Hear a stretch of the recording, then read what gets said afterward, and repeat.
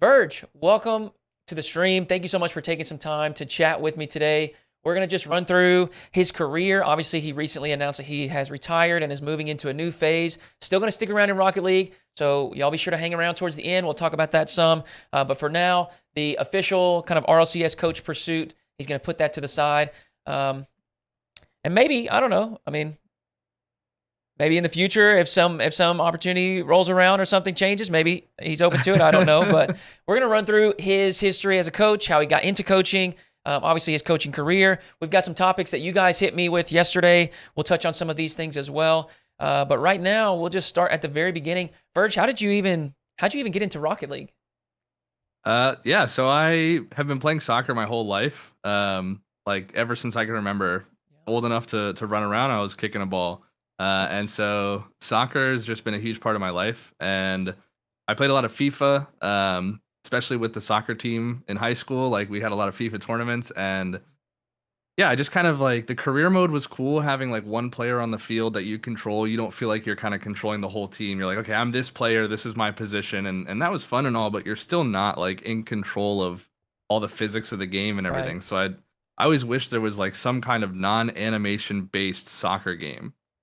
So I actually was just watching streams and I saw, Summit, like all the big guys playing Rocket League, and I was like, "What is this? Well, what is going on?" This was like the week it came out, and I looked into it and I was like, "Oh, this is cool. This is really cool." So I hopped in. I played a couple games. Couldn't hit the ball for the life of me, but just had so much fun. And I was playing League of Legends really hardcore when I got into Rocket League, and all my friends played League. And we would play League games, and I tried to get them into Rocket League, and they didn't really like it. They're like, "Oh, that game we played it," and they're like, "Oh, that game's just all luck, dude. It's there's no skill. It's just all luck." Yeah. So they didn't play it with me. So I was playing Rocket League games. We were playing League of Legends games, and they're like 30, 45 minutes. And then in between league games, it's like a 5-minute queue time. So I would play a Rocket League game in between every Oh, league game okay. we played. Yeah. And I actually got to Grand Champ doing that for about a year. Whoa. And when I got to Grand Champ doing it, I was like, guys, I'm only playing this game in between our league games. Like, I'm just kind of chilling with it.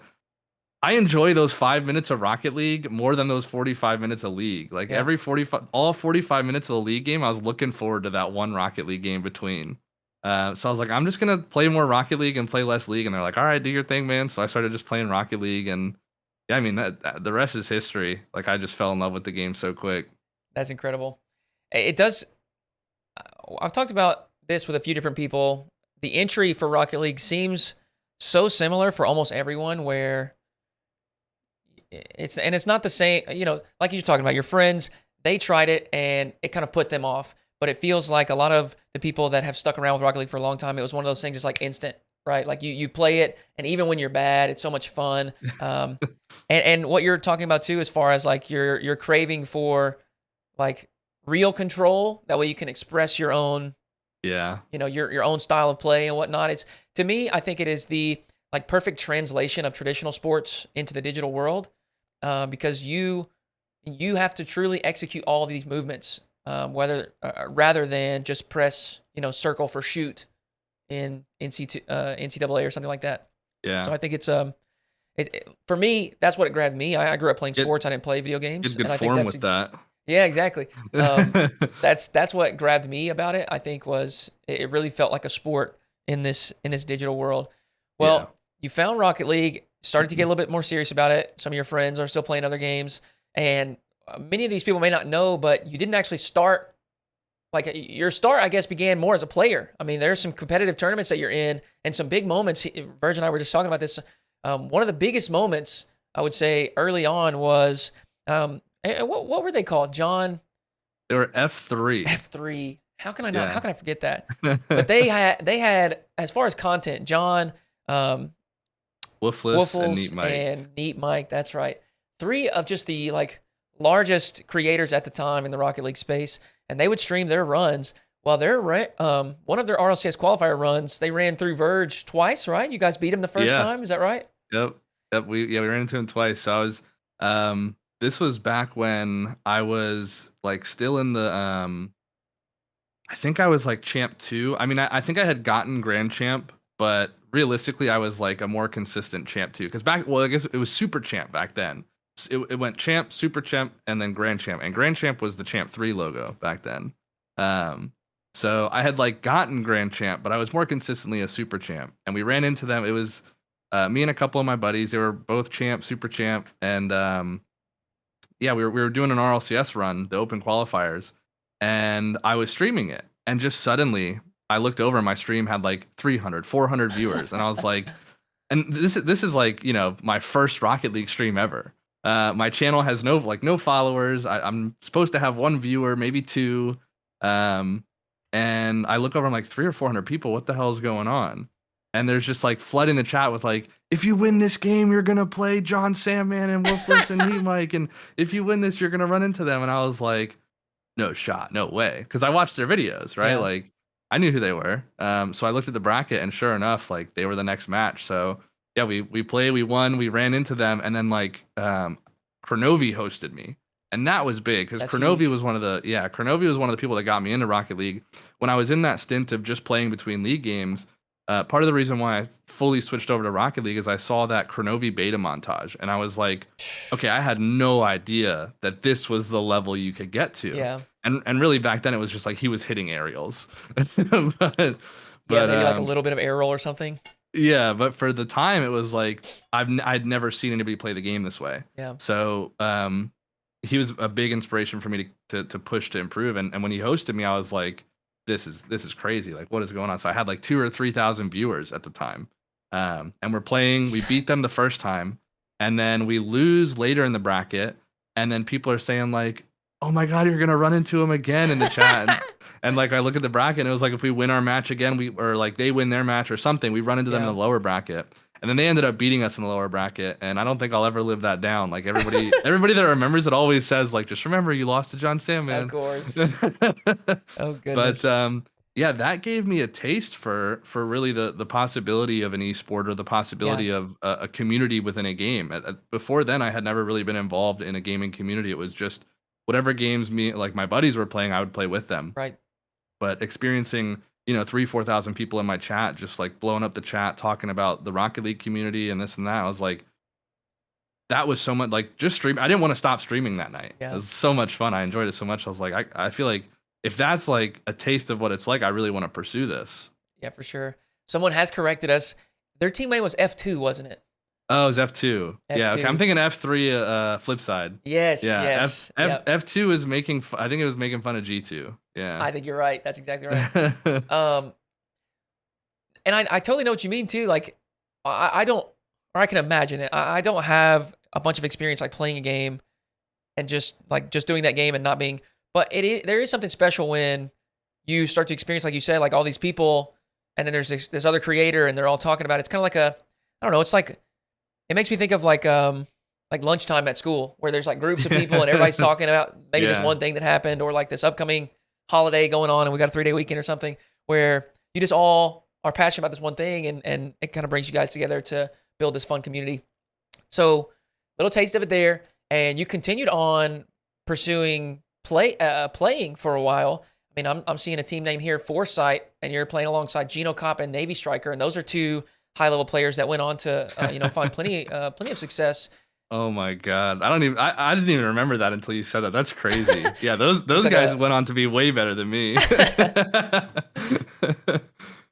So talk to me a little bit about that player stint, maybe how long that lasted, and then that transition into a coach, because you were one of the first coaches that were not just scheduling scrims and not just doing more of the manager role, where you started to implement more of an influence on the game and the decision and the way the team is formed or how they play. So talk a little bit about that player stint, how long that lasted, and then your transition over to the coaching side.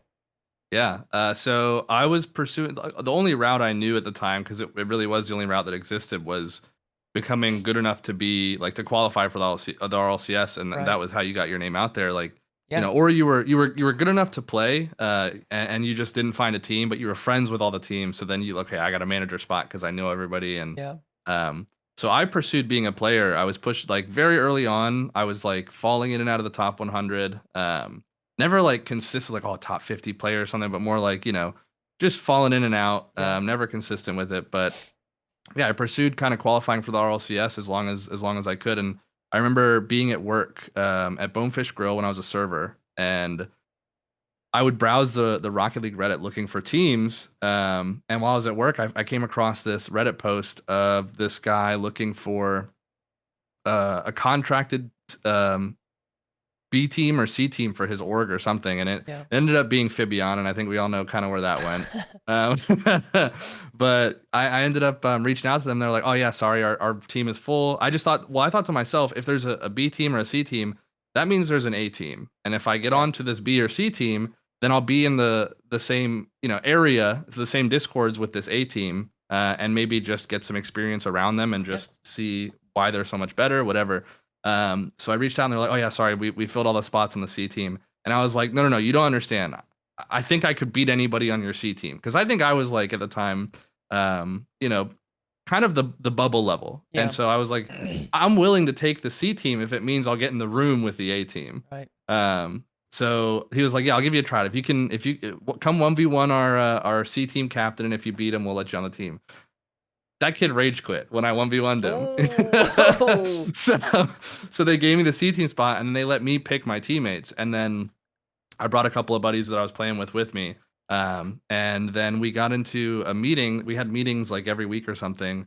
And in one of the meetings, is all the captains from the teams were there, and I was the C team captain, and there was the B team and the A team captain, and the A team captain was Ty Not Tyler. Mhm. And we were in Discord at the end of the meeting. I just said some like I don't even remember what the joke was, but it was a SpongeBob reference. And Ty goes, "Who just made that SpongeBob joke?" And I was like, "Oh, that was me. What's up?" He's like, "Dude, you're one of the boys now." And he sent me a Discord link, and I just started hanging out with him and Lucian and Seabass. Yeah. And yeah, it was just a really good time. It was him, Lucian, Seabass, AJ. Who else was in there? There were so many people in there back then. But yeah, we were hanging out in Discord, and then Ty, Lucian, and Seabass qualified for the RLCS for the open bracket, and they were just getting hit up by organizations left and right as soon as they qualified. And Yeah. I was 21, and they were all like 17, 18, fresh. I think Seabass was still 16, like still in high school. Right. Um, and I had been screwed over by a couple contracts, like at a car dealership or Mhm. whatever. And so not that I was like a lawyer or an agent or anything, but I told him, "Hey guys, like before you sign anything, just as a friend, I'd love to read through the stuff that you're signing before you sign, so that we can hopefully maybe I can point out some things that I've gotten screwed over before." Yeah. And so they were like, "Yeah, let's just tell the organizations that you're our manager, so that you'll be in the calls with us and you'll talk to them about the contracts and this and that." So we started, I started being in the calls. Some of the orgs were like, "Hey, if you sign this, we won't pay you anything, but if we sell you to a bigger org, we'll give you 50% of what they pay us." And yeah, we Oh we turned gosh. we turned away from those real quick. But then Connor from Allegiance reached out to me. He now runs Clover Talent. He reached out, and just this deal that he was offering was killer. And he was like, "Yeah, we're partnered with Optic Gaming. We'll pay the players $4,000 a month." And it was a good deal for these 16, 17-year-old Is kids. that per player? Yeah. Holy moly, that's incredible back then, right? Yeah. Yeah. He was, I mean, Connor was great. He was a Halo pro, and he retired from Halo and then started an org. And so I just think he valued the talent Yeah. a lot. So he understood. Yeah, he understood. So yeah, they were getting paid like $4,000 a month back then. And I helped them negotiate this deal. And then Connor was like, "Look, you've done it." Like we went back for like 2 weeks back and forth on the contract. Yeah. And he's like, "I really like how diligent you were about looking out for your players. It's very obvious that you're a good friend of theirs. And I think that would be valuable here. Would you want to come manage for them?" And I was like, Come on. "Yeah, Come yeah, on. yeah." And it was part time. Really, all I had to do was facilitate the relationship between Allegiance and the players. Just make Yeah. sure that the communication, when they had stuff to do, I was there to tell them, "Hey, you got to tweet, you got to retweet this, you got to Sure. whatever." And that was part time.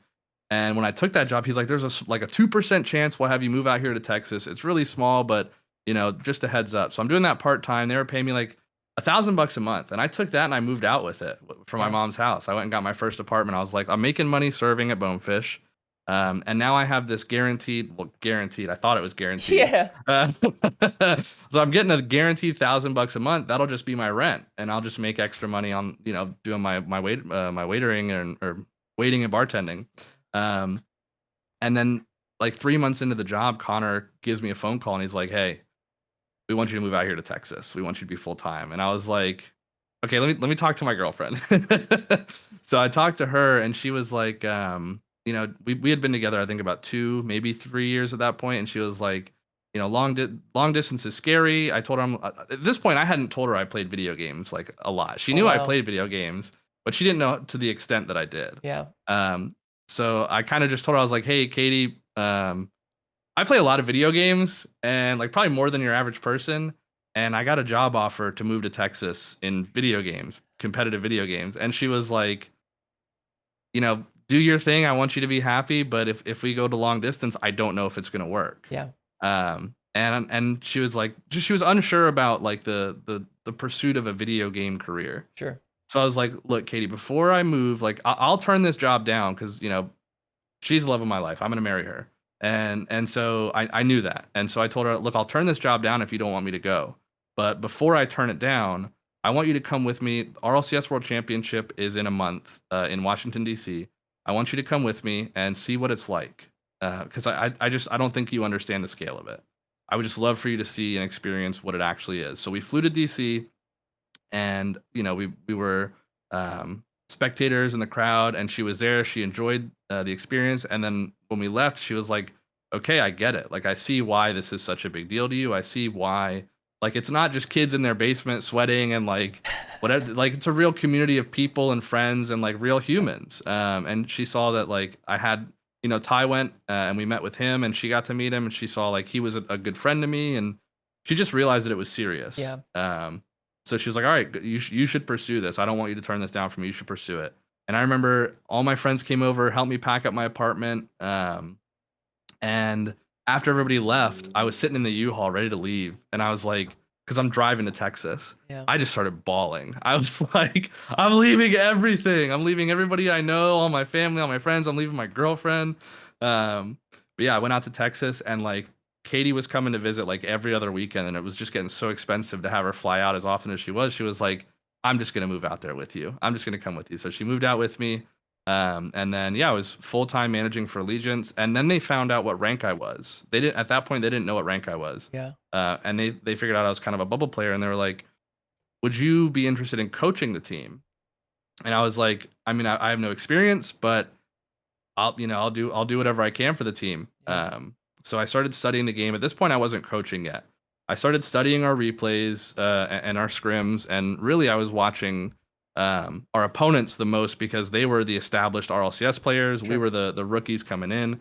So I just remember watching like a ton of Garrett G when we would do our energy scrims, or just a ton of Fireburner, like whoever I could that was like the big name in the scene when we were scrimming against them. And I actually developed the play style that I brought to Dignitas while I was on Allegiance. But having been friends with my teammates on Allegiance before I was their coach, there was just no coach respect. And I get it. And Sure. to this Sure. day, I've told them, like, I understand where you guys were coming from. You didn't let me coach you because that's just not who you knew me as. That's not what I Right. was brought along for.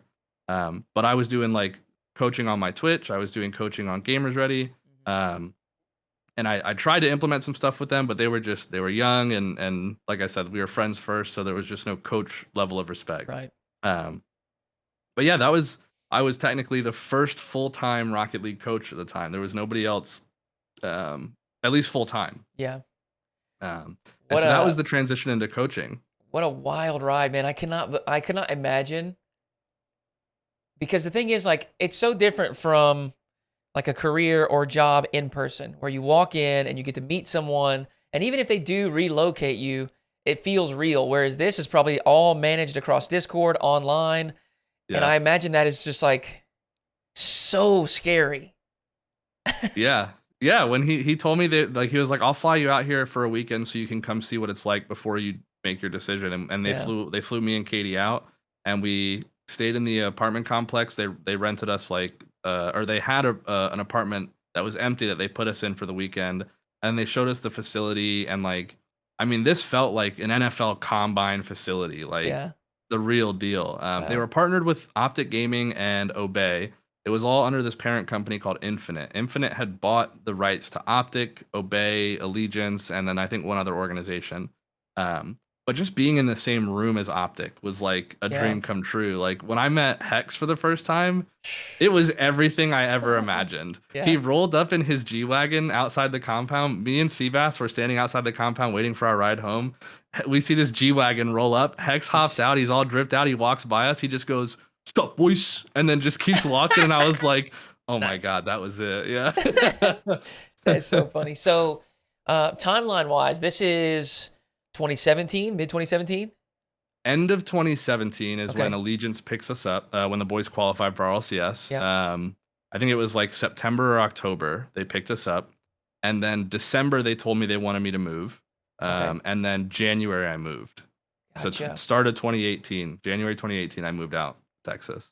Okay. And so you're with Allegiance for a while. There's even a stint where you and Sunless are collaborating with some content and coaching and Yeah. mixing those two things together. Yeah. Connor came to me and was like, "You're in charge of our Rocket League department. If we're gonna pick up Rocket League creators, who should we pick up?" And I was like, "Sunless Khan, right now." And we picked him up, and then I pitched him the idea. I was like, "Hey, I've seen your." I thought to myself, "This guy's an amazing editor. He's a great storyteller." Yeah. And I've been studying Rocket League for the past 3 or 4 months, all the scrims that we've been doing. And I feel like I could help the general population of Rocket League players with this information. Yeah. I just don't have the editing skills. So when we hired him, I was like, "Hey, I see your comments. People always ask you for coaching. You don't feel comfortable giving it. What if we did? What if I did some coaching on your channel and we called it like Allegiance University or something?" Yeah. And Allegiance sponsored the series, and I asked him, I was like, could we maybe like make a Letterman jacket for this series and give it away to people? And Connor was the best. Any ideas that I had, he was like, "Yeah, let's make it happen." That's cool. So actually, right here, that's the Letterman jacket. Oh, wow. Oh, that that's we so created. cool. And we gave it out to anybody. We pulled names from his comments by random, and anybody that we did for the video, we reviewed their replays. We sent them a Letterman jacket. Oh, man. So that was awesome. Yeah, Yeah, that's super really cool. cool opportunity. And he taught me so much about editing, content creation, and then he got me. Before I uploaded my first video, thanks to him, I had 10,000 subscribers. So I Wow. uploaded my first video, and it did numbers automatically. Right. That's incredible. So we've got an incredible backstory here, but that's really just the beginning, right? I mean, there's so Yeah. many more stages Yeah. to this. Allegiance, I'm looking at this timeline here. It looks like towards the end of 2018 is where things kind of end for that chapter. And then the next chapter is Dignitas. Looks like that is the 2018 to 2019 period. Somewhere in there, there's a transition where you end up moving from North America over to Europe. Talk about that transition, how you came about that opportunity, and then maybe some of the struggles being located in North America and having a team over there in Europe. Yeah, so Allegiance shut down in December of 2018. I got a call from Connor just saying, "Hey, we lost funding. The investors decided they don't want to be investing into esports anymore. Yeah. So they're closing the doors." So to me, I thought that was it. I was like, my Yeah. esports dream just began, Right. and just like that, it's over. But at the time, I had just started coaching on Gamers Ready because I had just started uploading videos. And Gamers Ready, I think I had done my first month like $500 in November, and then the second month I did $1,200, and then Allegiance shut down. And then I was like, okay, I went from 500 to 1,200 month 1 to month 2. Maybe month 3 will be even better. Maybe I can make a living off this. Yeah. So I talked to Katie. I was like, hey, these are our options. We either go back home to Florida and I go back to serving and bartending. We move back in with our parents and we start over again in Florida. Or it's a risk, but we can stay out here near all these esports connections and I can pursue this Gamers Ready thing and see if I can make it work. And she looked at me and said, "I've never seen you so passionate about something. I've never seen you work so hard towards something. I think you should do it. I think you can make something of yourself with this." And so I was like, if you think I can do it, I know I can do it. Yeah. So we moved a town over in Texas. I got a job at the Bonefish there, serving just in case it didn't work out. So I was working as a server 4 days a week, and then I was doing Gamers Ready and YouTube nonstop in all my other free time. And it got to the point where I was losing money working at this restaurant because I could have been booking those hours on Gamers Ready. And yeah, so Gamers Ready started taking off. My YouTube channel started taking off. My Gamers Ready grew from 1,200 a month up to $3,000 a month, up to 4, up to 5. Eventually, I think the most I did was 6,000 a month. Wow. And then my YouTube channel was doing $1,000, $2,000 a month. So it was like really in a position where I was like, this is my full time. Like this Yeah, is my yeah. career. I'm doing it. And then, I mean, not that I wanted more. I was happy with what I had, but I was like, I feel like I have something that I could be contributing to the pro scene. Like Yeah. I feel like there's a level of, I've done so many coaching sessions. I've studied so much film. I don't feel like anybody else has as many film hours as I do. Right. So Dignitas tweeted, this was like about a year into my Gamers Ready grind. Dignitas tweeted out, we're looking for a coach. Here's the application process. You have to review this series between us and G2 and tell us what went wrong. And I'd spent like a week and a half, 2 weeks on this. It was like a Oh, wow. dissertation on Yeah. this series. And I sent it in and I didn't hear anything back for a couple weeks. And I reached out to their manager and said, hey, and this was Mel. Some people probably know her, Mel. It's Violent Panda's now wife. Reached out to her. And she's like, hey, we ended up choosing somebody and it wasn't you. We chose Snasky, but you were a very close second. It was a hard decision. Yeah. And I was thinking to myself, me, the community coach who has no professional player experience, no professional coaching experience, I'm a close second to ex-pro player Snasky. There's got to be something I'm doing right. So I told myself, you know what? This guy Snasky, I'm a close second to him. I don't want to ever hear that again. I don't ever want to hear I was a close second to anybody. So I told myself, I'm gonna grind. Excuse my language. I'm gonna grind my dick off, and I'm gonna take that spot from him. I said I wanted that coaching spot on Dignitas. So the next that day I sat down and I changed my monitor background to the Dignitas logo.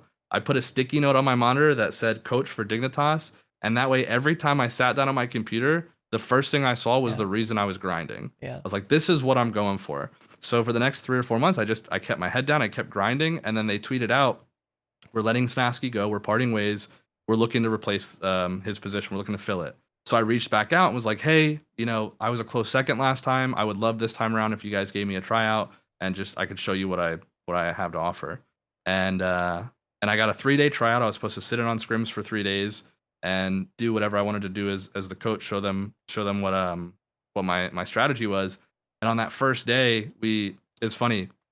I wrote a ton of notes from our replays and after the from our scrims. And after the scrims, the players were like, all right, so what'd you think? And I was like, okay, well, let me read through my notes. And Yukio goes, you took notes?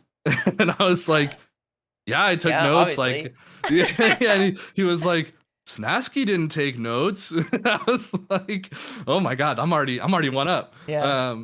So we went through the replays, we went through my notes and everything, and I showed them I showed them the play style that I had developed, which ended up being what we went with for the season 8 and season 9.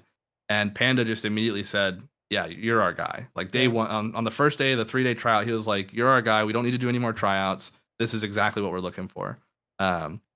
And then him and I started working really closely and just kind of helping to optimize this play style that I had brought to them. It was centered around passing in the infield because back then nothing like team plays weren't really a thing. It was more of just like the random pre-jump pinch together in the air was like okay, that happens every now and then, but it wasn't like a coordinated team play. I was like, you guys are good enough to be nailing the ball on each other's noses and then shooting for sure. Just nobody's doing it.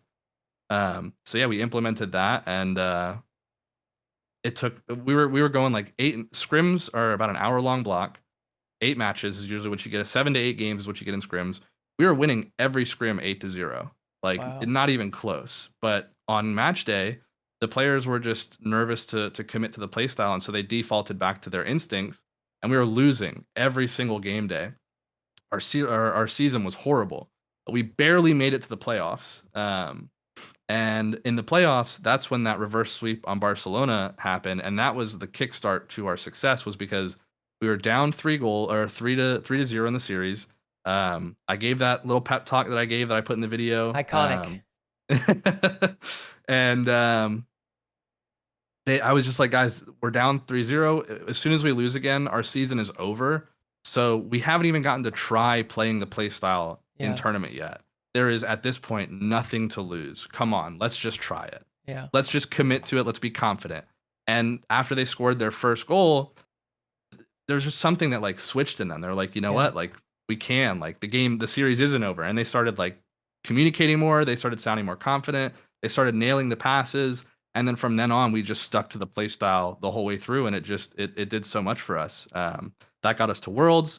We made it to Worlds. We did third place that season, but that series against Vitality was like, I mean, I about had a heart attack during that series. That is one of the best series in all of Rocket League history. Like that is just, I mean, didn't Stumpy and Cole did the video was on it, right? awesome. Greatest overtime. Yeah. I mean, Yeah. it's just, I can't, it's nerve wracking watching. I cannot imagine having invested so much work, time, effort, and then standing there on the stage or sitting there in those chairs and being there actually experiencing it. I just cannot imagine. Yeah, so we're up there. Everything's going great. We're playing the play style. We're locked in. Everything is just going phenomenal that weekend. And then we get to Sunday, and I can't remember if we played a match and then we played the Vitality, or if we just went straight into the Vitality series. I want to say we played a match. It went great. We get to the Vitality series, but there was something off. Like Astral, just he was the mechanical god. Oh, yeah. Like he still is incredible, but back then he was like Yeah. a year ahead of everybody. Mm-hmm. He wasn't scoring. I don't know what it was. Like I don't know if it was like Championship Sunday, but he didn't score a goal that Sunday. And not to say, you know, he's the reason we lost, because that's not the case at all. Sure. But there was just something off about it. So Yukio and Panda stepped up a lot, and they started scoring the goals. But in that series, I just remember nothing else existed in that moment. Like the crowd was there. I didn't see them. I could feel them, but I couldn't see them. Yep. All I saw was the 3 monitors in front of me, my 3 players, the 3 monitors across from us, their 3 players. Yeah. Like there was just this bubble of like time didn't exist. Nothing outside of this bubble existed. All that mattered was all the work we put in counts here and now. Yeah.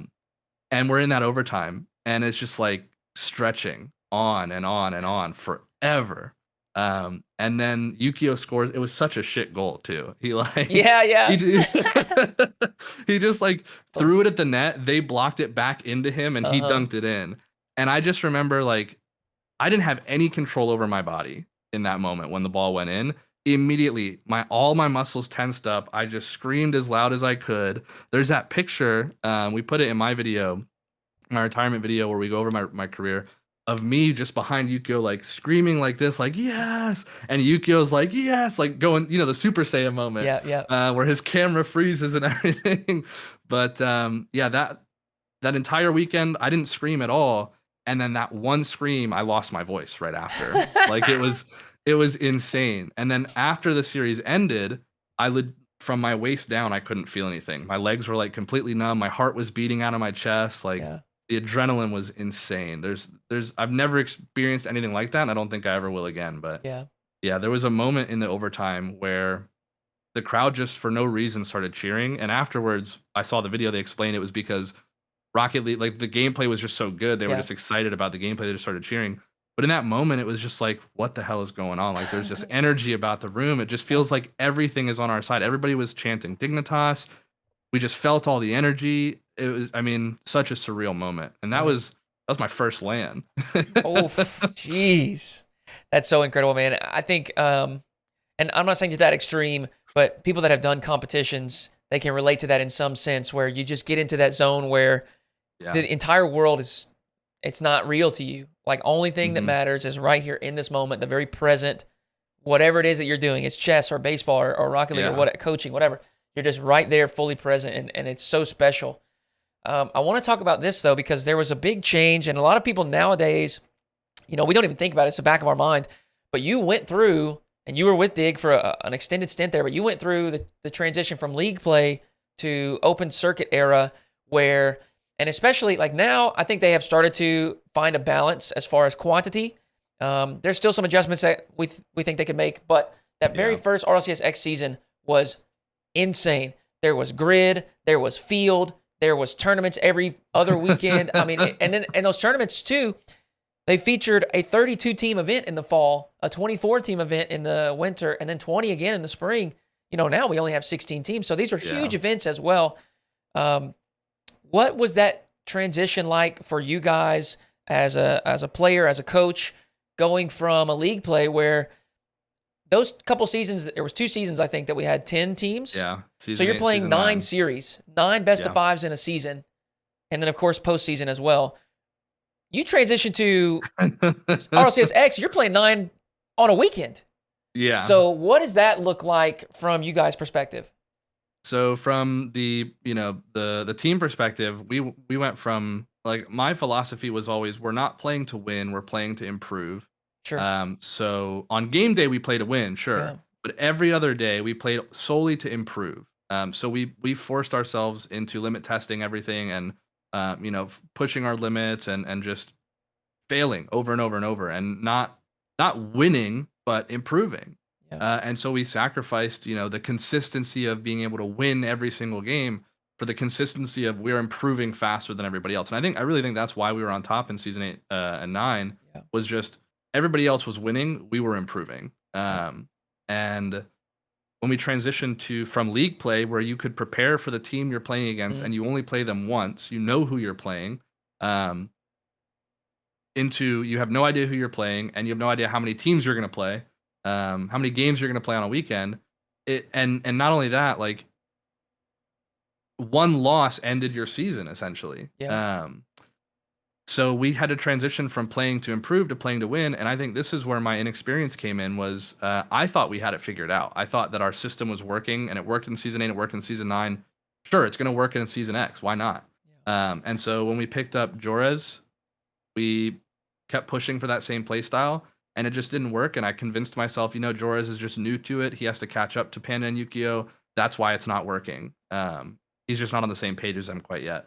And not to his fault by any means. Like, he's an incredible talent. I mean, we see him now. He's on top, and I knew that he was going to be a top player when we picked him up. And same with Jack. Like, I knew that they had the potential to be the best. So it's not like I thought it was his fault. It was just I thought it just needed more time. We just got to keep grinding. Yeah. And the new format just didn't allow time. It was like, you've got a tournament that matters this weekend, and then a tournament that matters next weekend. And it's like, we had to transition from playing to improve to playing to win, and we just didn't. We stuck in that playing to improve mentality because it worked for us for so long. Yeah. Then we picked up Jack. Same thing. I think that's the biggest regret in my career, was not listening to him sooner. Because he came on with so much knowledge of the game. He was the best ones player in the world. He still is one of the best ones players in the world. And he's one of the smartest people I've ever met. And we would have like 2-3 hour conversations after scrims about anything and everything, because he has so much depth to him, so smart. But he, for a long time, was trying to convince us to change the way that we approached what we were doing. And me and Panda, like, I was just so confident. We had just come off of our successful 2 seasons. I was like, this kid's a rookie. He'll get it. Like, he'll get it once it starts to click. But in reality, like, he was totally right. And I learned it after I parted ways with him, because we went on with Heroic after that, and ended up still failing. And then I realized, this is a me problem. This isn't like my players aren't getting it. This is my strategy doesn't work anymore. Yeah. But yeah, that was an insane change. We started, I think they played like 1,100 games by the end of the season or something in total. So it went from working 60 hours a week to what felt like working 24/7. Yeah. What a huge change. So after the Dignitas era, you just kind of alluded to it there with Heroic. So what I'm gonna do is I'm gonna rattle off some of the teams that you were with, and I want you to just talk to me about the difference from, you had this long-term stint where you were with a team for an extended period of time, maybe a couple different rosters, but I'm sure you started to build a level of trust and rapport with the org, staff, and you just had some sort of consistency, which is unfortunately fairly rare in esports. And this next phase, you can talk about how this kind of is actually probably more normal, but you've got Flying Dutchman, and that is from 10-21 to almost to the end of that year, and that's when you guys get picked up by Heroic. That looks like it is a 6-ish month stint. And then you end up with Evil Geniuses. That is 10-22 until around February 1 or 2 of 2023. So just a few months there as well. And then another transition, German Amigos. That's the same team, isn't it? Yeah, same roster. Same and roster. Same roster throughout EG to Tundra. Okay, so there you go, EG, and then now you're no longer with an org, but it's the same roster, and that is from the beginning of the year until 5/23, and that's where you guys find another org, PSG Tundra, collaboration there between those two, and that is through 7/23. So we can see there's like it's kind of blocked off every 5, 6, 7 months. There's something new, whether it's a new roster or a new org, or you're leaving an org. And for a coach and players, that is salary, no salary, new team, no salary, salary now. So I'm sure that is stressful. Talk to me a little bit about just navigating that era of your career. Yeah, so the transition from Dignitas to the Flying Dutchman was I was with them for so long. I had built up, a reputation with them where I felt like it was successful. And I was really hoping that when I showed them the value that coaching had, I would start getting more support from the organization for the resources I wanted for my players. Right. I started asking for things like one of the big things that I asked for from every org that I just never got was eye trackers. I wanted eye trackers for my players because I started thinking that what you're looking at in moments matters. Like if you're in a certain moment on the field, I want to know if my players are looking at the ball or if they're looking at their opponents or their teammates. Sure. Because that's just data we could use to give us an advantage. Yep. The org just didn't want to increase the budget for what we were doing, and I was paying out of my pocket for a lot of stuff like that. That plugin that I used for the rotation video, that was a plugin that I had developed for the team for our strategy. I wanted to give them visuals in our replays of our spacing, of our coverage, and that way we could have a visual at all times of like an overhead visual, like a mini map essentially. Yeah. We had watched so much film from that overhead point of view with the coverage that I was hoping, and it did for me, and I think it did for them. We developed a sense of a mini map in our heads at all times of what our coverage looked like, and I think that's why we connected so well. But just didn't get the support I wanted, and I thought, okay, I'm not getting the support I want here. My agency is telling me that there are other orgs looking to pick me up for double the salary. They want to give me the resources I'm asking for, and so I took it to Dignitas and said, hey, look, like I'm just getting I'm holding myself back here if I stay here unless you guys can match the amount of resources these other teams want to give me. What's the deal? And they didn't agree with what I wanted to do. So they were really cool about letting me go. Like I had another year and a half in my contract. They totally could have held on to me and sold me and waited until I got bought out. But they were super cool. They were like, look, we don't want to hold you if you're not happy here. We want you to be happy, and if you think you'll be happier pursuing this, somewhere else, we want to support that. We let you go. So super cool to do that. Yeah, and then that's when Panda came with me. And this was Panda and I we just had a system. It was working. We felt like we were really good working together, and I think we were. So he came with me. He left Dignitas, and huge shout out to him because he didn't have to leave Dignitas. They loved him. Like they were giving him whatever he wanted. And he's with them now again, right? So like there's that loyalty. They definitely loved him. He definitely loved them. And so for him to come with me was huge. And so he came with me. We built a new team, the Flying Dutchman. And then we got picked up by Heroic, and Heroic was that org that they deserve so much better than us. We gave them the worst results ever, but they had so much support for everything they were doing. They were giving me the resources that I was asking for. They had an Olympic coach who was a partial owner of the company. His job was he coached Olympic athletes his entire life, and then now he retired from coaching athletes and he coached Olympic coaches on how to be better coaches. And then he owns part of Heroic. He came in and he was coaching the coaches in esports on how to be better coaches. Yeah. So I got to work with him for 6 months, and I learned so much under him. I mean, I pretty much restructured my entire approach to coaching working with him. And yeah, the 6 months with Heroic, I think we're so fortunate to have been blessed by that. And then we didn't get them results, and they stuck with us way longer than they should have. But it just got to a point where there wasn't an improvement, and they deserved better. They couldn't afford to keep spending money on losing. So they let us go. And that was, I mean, my reputation was still decent from coaching. The 6 months with Heroic definitely put a damper on, I think, how teams viewed me as a coach. But the manager at Dignitas who originally picked me up, Andrew Barton, he was a big believer in me. The whole time I was at Dignitas, he saw what I was doing. He saw the strategies I implemented. And he was working at Evil Geniuses now. And he reached out to my agency saying, we're interested in picking up Virge. He worked with me on Dignitas. He did a bunch of great stuff. I want him here at EG now. So after that, like it was a pretty quick transition for me from heroic to EG. There wasn't much involved in between. So I transitioned to EG. I meet Yvonne and Catalysm. They were going through a roster change, replacing Rizex. I meet with them. I show them my vision for the game. I say, look, like if this is what you guys want, I'm down. If not, no hard feelings. They liked what I had to show them.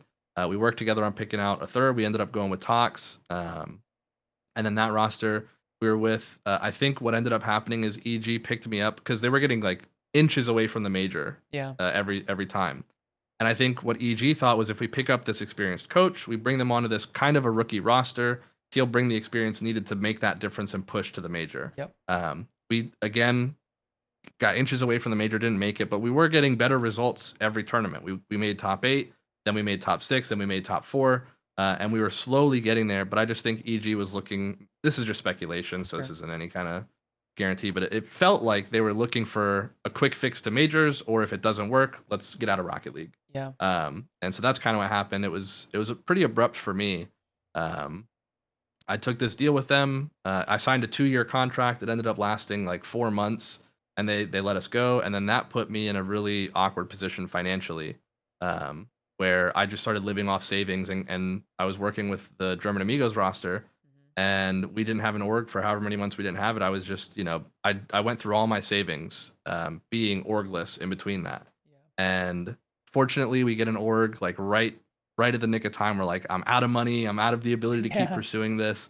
And then we're mid-season, right? Like orgs don't really pick up teams mid-season. Right. So I'm thinking like, this is the end for me. Like I'm going bankrupt here. I got to do something. Tundra comes in, saves the day. Another incredible org, bunch of cool resources. I mean, they're partnered with PSG. They fly us out to France for boot camps. We get to go see the PSG soccer stadium, stand on the field. We get to go see the Eiffel Tower, ton of cool stuff. But again, super supportive organization, but we just fell short of the major. But yeah, in between, Dignitas was the most security I had. In between Dignitas and Tundra, everything in between, there was just, like you said, income now, no income. Basically, my experience working in the scene feels like 6 months income, 6 months no income.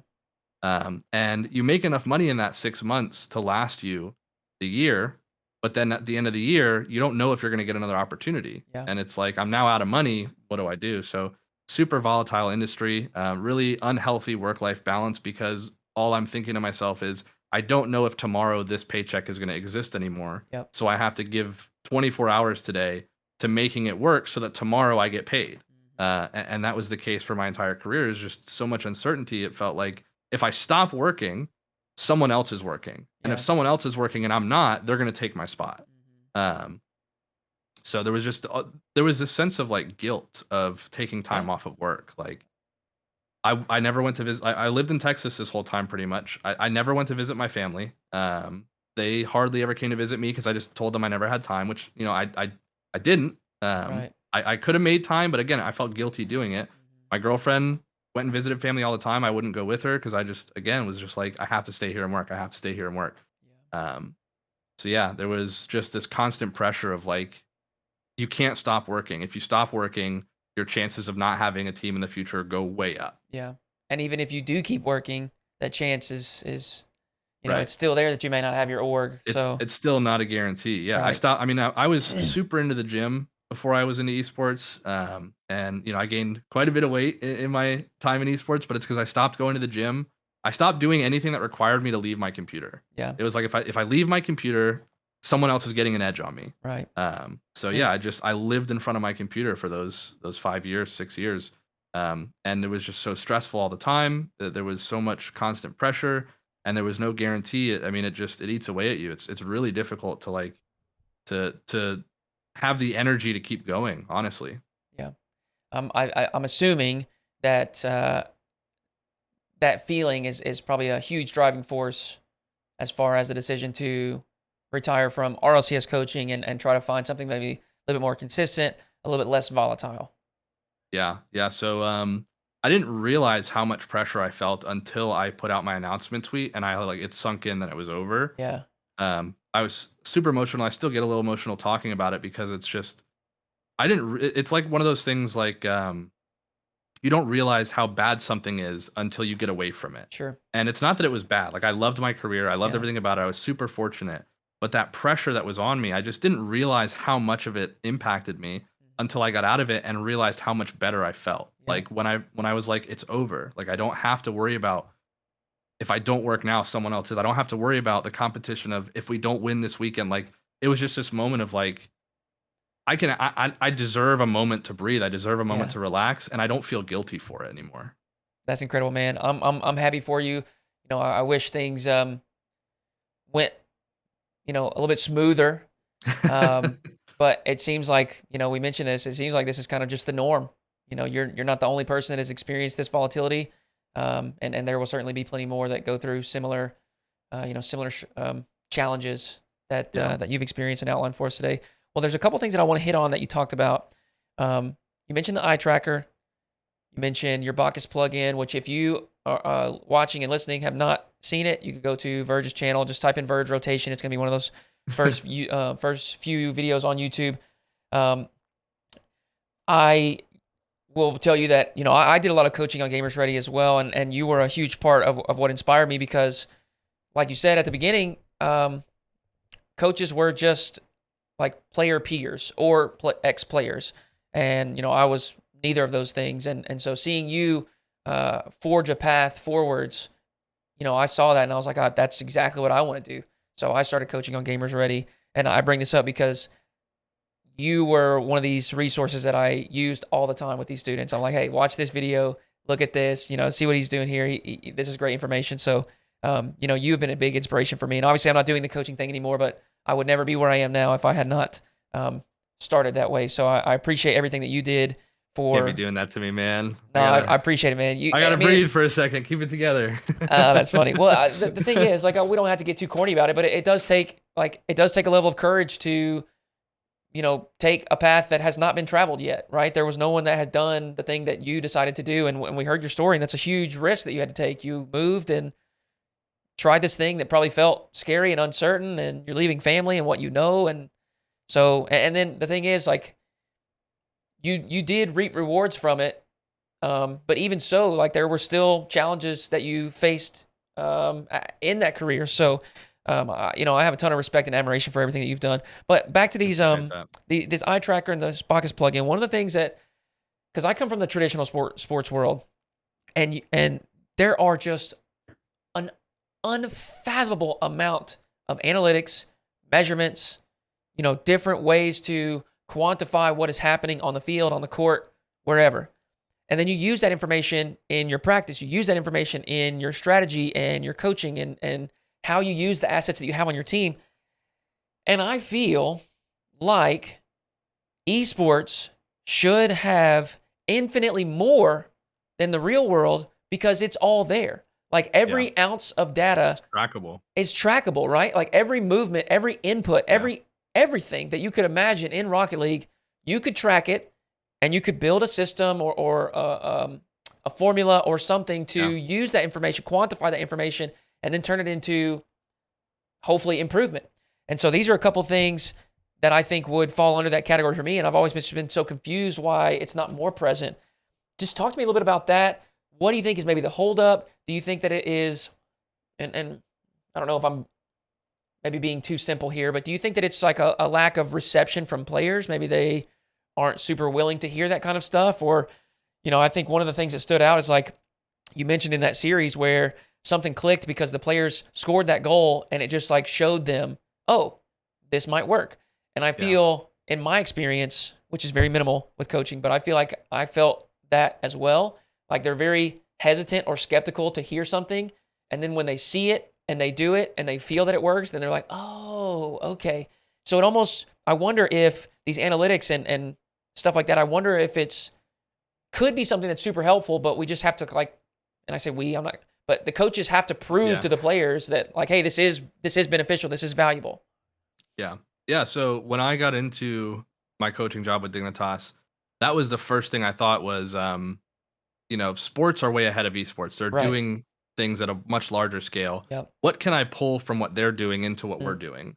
And that's where that plugin idea came in. I was like, let me build something that can we can visualize data in a real time, like I was trying to explain to them the idea of this, range of like, this is what your range is. And obviously as players, they feel it. Sure. When you're on the field, you have this feeling. But when we're in replays, it's hard to quantify what your range looks like Mhm. without stopping every frame and drawing it. Yeah. So that plugin that I created, it was actually with Cinderblock, who now works for Psionics. Super cool guy, super smart, incredible at what he does. Charged me the bare minimum to build this for me, and not only Legend. that, like building it for me, and part of the agreement was exclusivity. He wouldn't share it with anybody else. Wow. So I had to pay him like an extra $10 to be exclusive. Like he charged me nothing. Yeah. But we built this, and I brought it to them, and again, I think it helped. Like when we were in film watching this visual representation of data, it started to build the feeling of tracking that data on the field at all times. Yeah. And I think the reality of it is that the people that are in the industry, the esports industry, it's all kids, right? It's all, especially in Rocket League, it's all teenagers coming out of high school. It's not like you have these college degree data analysts who Sure. are, playing the game professionally. And so I think that what sports has is that it has history. And so with the history, you respect Yeah. the experience. And so it's Yeah. like, okay, these guys know what they're talking about because they've been running this system for 50 years. Yeah. There's the Um, proof that I was talking about. Yes. Yeah. So Yeah. it's like this organization has been doing this for 50 years. Gotcha. Yeah. They've spent millions of dollars on this data analytics. There's a reason. It's Mhm. working. Like there's a reason they spend millions of dollars on it. But in esports, you don't have the guy who's like the ball chasing guy who built the ball chasing website, tracks all this data. Like he's not hired by an organization to run this data for their team because the organization doesn't have the backing that this data matters. And organizations, really esports, I tell everybody that esports is an investment industry. It's not a profit industry. There's no money to be made running an esports organization. You're making an investment. And the investment that I see is that you're trying to build your brand in the NFL before the NFL exists. Right. And so that when it does exist, you are now a top brand, you reap the rewards from it. Yeah. And I think that's what's happening in esports is it's an investment industry where maybe 10, 15, 20 years from now, it'll be a mainstream on TV sport channel Yeah. where you watch your esports, you watch your state esport team playing whatever game. That's I think the end goal of or like the when it becomes profitable. And so right now it's all investment. So companies are very picky about the money they spend in esports because they understand there's no ROI on it. Right. So there's just not enough money to be able to invest in these departments that are like, yeah, this is our analytics guy. He does all the data for you and he gives it to the coach and then the coach turns it into strategy. It all falls on an individual like me, paying for this stuff out of my own pocket. Right. And I'm already making, I was making less coaching at Dignitas than I was serving at a restaurant. And so it's not like I had infinite money and I was making good money doing my Gamers Ready stuff, but that was during the pandemic and my girlfriend had just lost her job. Yeah. She was laid off. She didn't work. She actually transitioned into working for me through Gamers Ready by scheduling all my sessions and communicating with the students and stuff. So we were a one income household. And so the money I was making, we were almost breaking even. We were saving a little bit. So I didn't have a ton of money to invest in what I was doing, but I invested what I could. But the money's just not there, I think, for the teams to have like a data analyst. And if your coach doesn't have that background, that it's just not going to happen. Right. So like I'm not a numbers guy. Like I'm not able to put numbers in a spreadsheet and figure out a formula and do something with it. I'm more of a pattern recognition guy. Like I can quickly pick up on patterns. But it's not numbers. Like numbers aren't like, okay, they have 30 boosts in these moments. That means that we can do this or that. It's more of just like okay, I know with that much boost he can get this far, so we can use a strategy like this to punish him for it. So yeah, unless your coach or one of your players is just a data guy, teams aren't paying for a data guy. Yeah. It sounds too like it's a part of this just general widespread issue with esports where it's just so new. It's so new. I think that's part of why it's an investment and not the profit kind of industry. That's probably why there's so much volatility. That's probably why, these organizations and businesses that are in it are, like you said, kind of tight with what they invest in. They're very intentional and they want it to be something that they know will bring them money back. So that all makes sense. And I think for me, it just really clicked when you talked about like sports. It's got this history. Like you don't have to prove to anybody because it's been proven over and over and over and over, and there's so much money in it. I mean, you would be a fool to say that this stuff doesn't matter because it obviously does, or they wouldn't be investing in it. So that all makes sense. we're starting to see that happen in Rocket League specifically. It's funny. I was just talking to Wayton. I don't want to spoil anything, but I was talking to Wayton about a video he's making, and I say I don't want to spoil anything, but I'm about to spoil something. But we were talking about kickoff strategies and why all of a sudden kickoff strategies are happening in the past few months. Like, why are teams now implementing these crazy kickoff strategies versus why has it been the same kickoff for so many years? Right. And it in sports is the same thing. It's like you get to a point where after X amount of time, the thing that works has been working, and now everybody expects it, and now there's a reason to go against it. There's becomes a counter strategy because it's so expected. And players don't want to stray away from what works because they're trying to win. And straying away from what works is always a risk. Right. And the risk payoff is either you benefit from it or you lose from it. And it's safer to just guarantee no benefit in exchange for no loss. Let's just at least stay where we're at. So now we see what's happening with kickoffs is like it's been proven for so long that the kickoff works and it's consistent, but it's not generating advantages. Yeah. It's not like, and so now we're at the point where it's like a 0.01% advantage matters a whole lot more than it used to. And so that's, I think, what sports has had the time to go through is like football evolved enough where it's like you could just be better than your opponents and win. Then it got to the point where it's like, okay, we're better than them, but they're kind of close. Okay, now it's like we're neck and neck. We need those 0.01% advantages. Let's hire a data guy. Let's hire this. Let's hire that. And it goes through those stages. And I think esports is just scratching the surface there now. Rocket League, that's the only like the hard example I can give you is like the kickoff strategy is that 0.01% advantage that wasn't worth the risk forever ago because either you're ahead of the opponents or you're not. Now it's like everybody's tight, everybody's close, and it's like every little thing matters. And so I think we're going to start seeing more of that stuff of the evolution of, the data, the evolution of strategy, and the evolution of risk taking. Yep.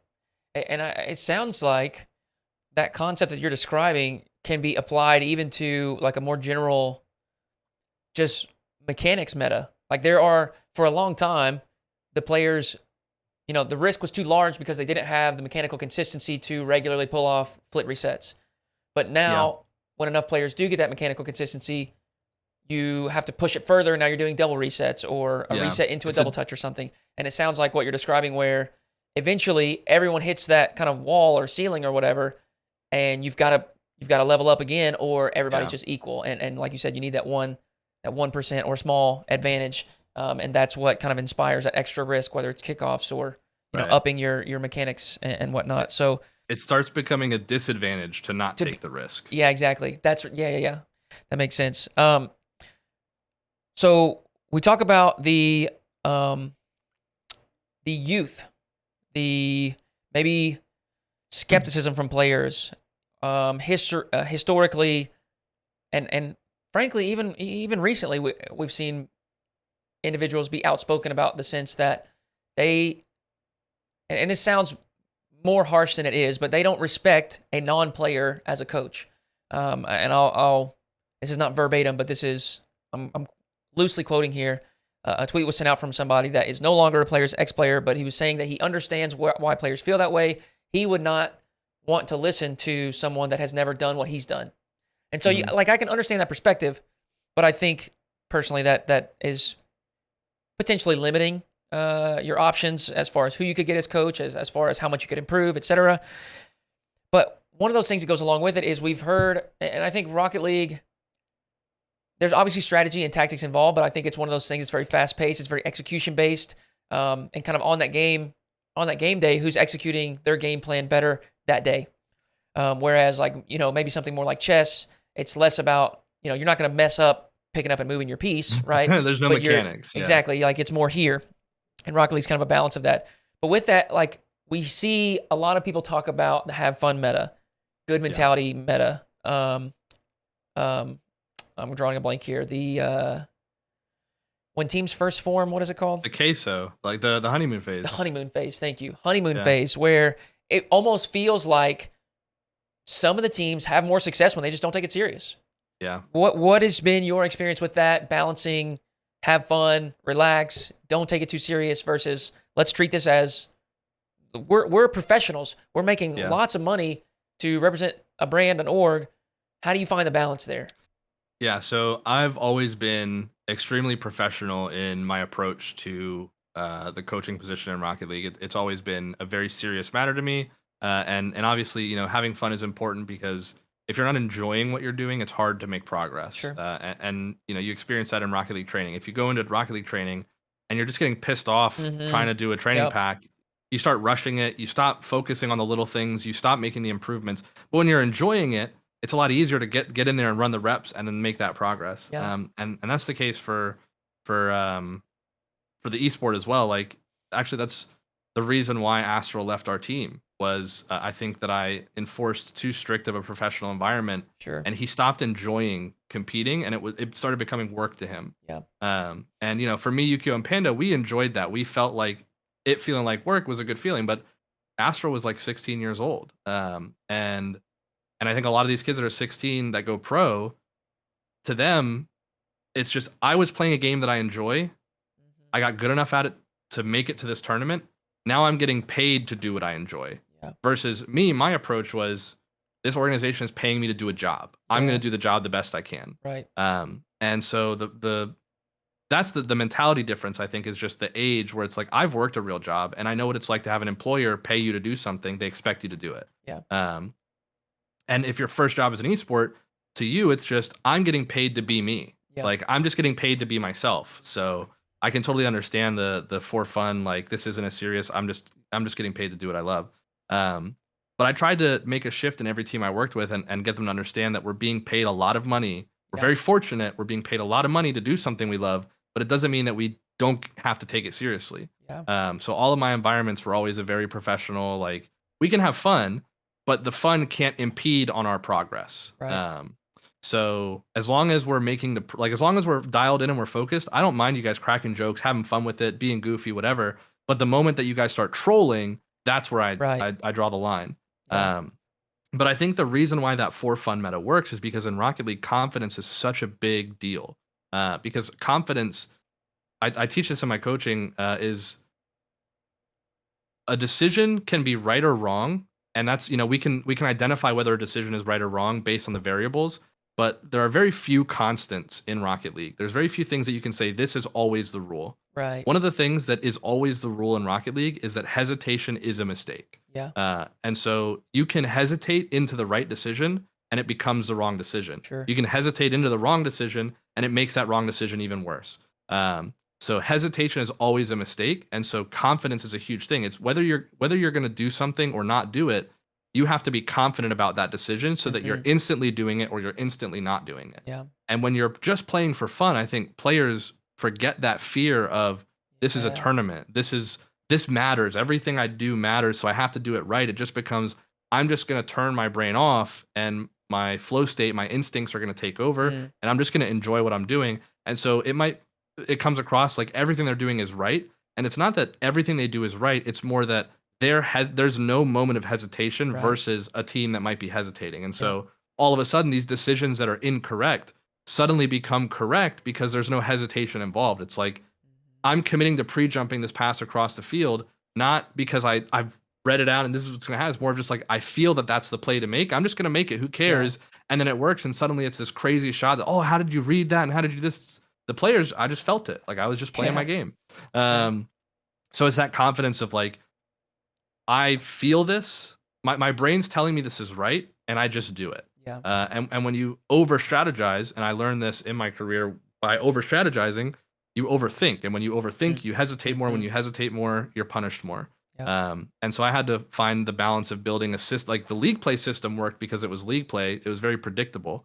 But Yeah. that system didn't work in the new format because the new format was so unpredictable. It was a lot harder to be confident every game and every moment in what we were doing. Yeah. So it required a lot more freedom for the players to kind of break away from that system. But I think it's the confidence is the difference. It's like in your honeymoon phase, you're thinking you haven't made enough mistakes as a team. You haven't Yeah. had enough losses to feel like we're beatable. It's like, oh, these are my teammates. I love them. We're doing great. We're gonna win every game we play, and we just go Yeah. out and we play and we perform well. And then the longer they team together, the more stuff gets thought about, the more things get strategized. You lose that ability to be confident in every decision you make because you're working on changing your approach to the game because Yeah. improvement is change. You can't improve without changing. Um, but you have to find the balance between improving on these days fast enough that you can perform on the other days. Yep. Well, we'll kind of pivot off of that. You talked about professionalism. We're kind of, and I hate to frame it this way, but we're talking about the challenges of working with and advising such a young demographic in a very unique space. I think the dynamic socially between coach and player is 100% different if y'all were all in person, right? Like if everybody's from the same location and you met up at this little facility every, Yeah. Monday, Wednesday, Friday for scrims, and Tuesday, Thursday, everybody did individual work or whatever. Like that would obviously be, at least in my opinion, I think it'd be very different. But Totally. one of the questions I have here is about the, I guess, like traditional health aspect of competition in general. And just because we're playing video games doesn't mean that taking care of your body is no longer important.